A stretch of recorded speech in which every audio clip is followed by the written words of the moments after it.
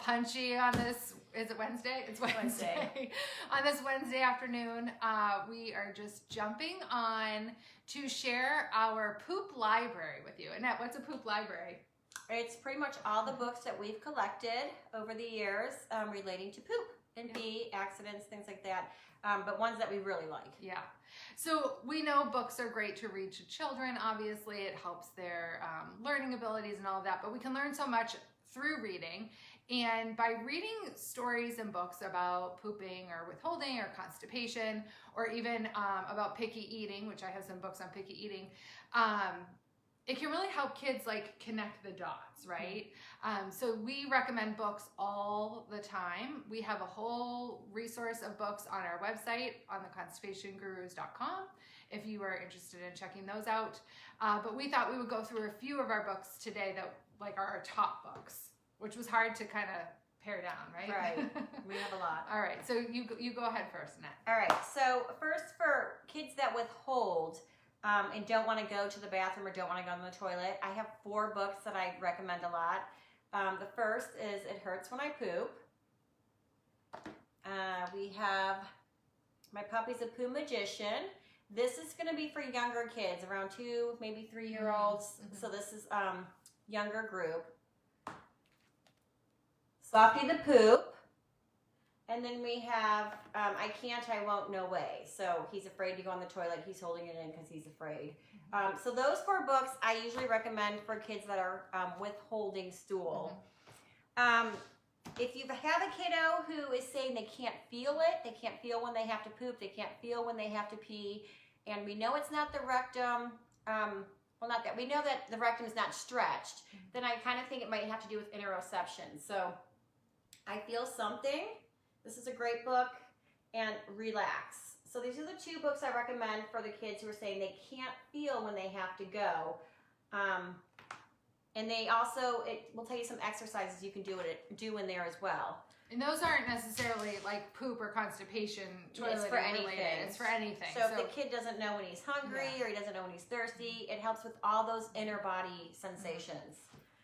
Bloop Bloop Goes the Poop. That's for a kiddo who is distracted when they're playing. So they're playing and then they feel the urge and he's like, what do I do now? So that's for a kiddo who doesn't go when he feels the urge because he's busy playing. I love this one. The Saddest Toilet in the World. This is for kids who will not sit on the toilet to go to the bathroom. This is a super cute book. And last one, this is more for fun. Where's Waldo? Well, we have Where's the Pooh? So this is finding the different poos, just like Where's Waldo.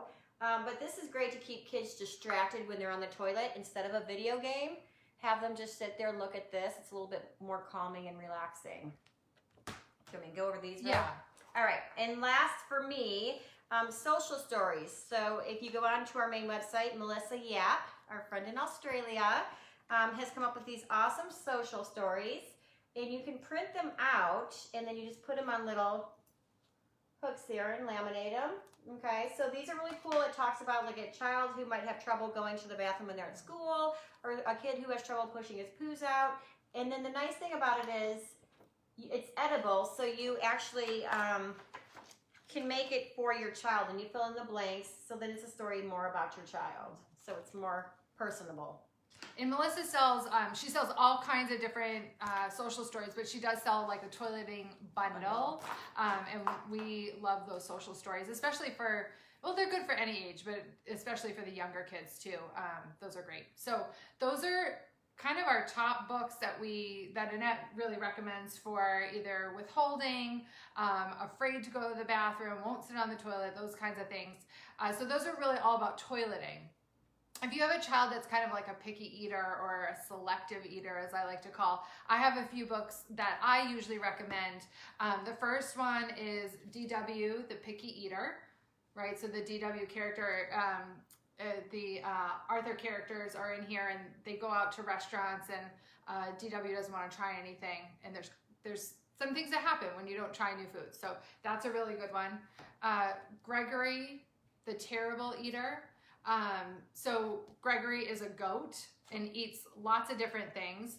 And his family actually eats all of like the kind of the junky food or the fun foods, and he likes to eat growing foods. So it's kind of a twist on eating fun foods versus growing foods.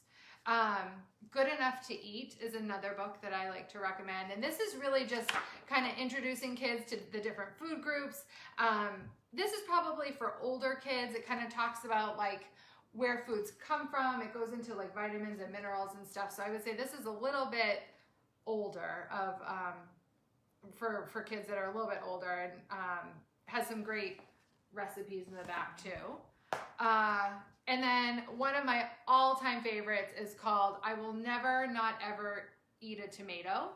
And it's about a brother and sister, and the sister will never eat a tomato, but there's lots of things she won't eat. And when her brother, you know, kind of talks to her about different things and calls them, like it says, these are not carrots, these are orange twiggles from juniper. She starts eating the things that he's like renamed. So that's a really fun book. There's another book that I have, and one of my kiddos took off with it, I think.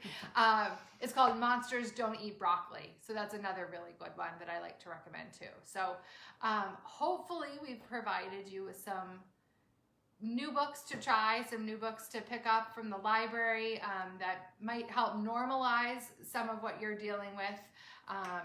And we would love to hear if you have any of these books, if you've used them, and if you pick any of them up. We'd love to hear what you and your kiddos think of it. All right. Anything else? No. All right. Enjoy your reading. Enjoy your reading. We'll see you next week. Bye-bye. Bye.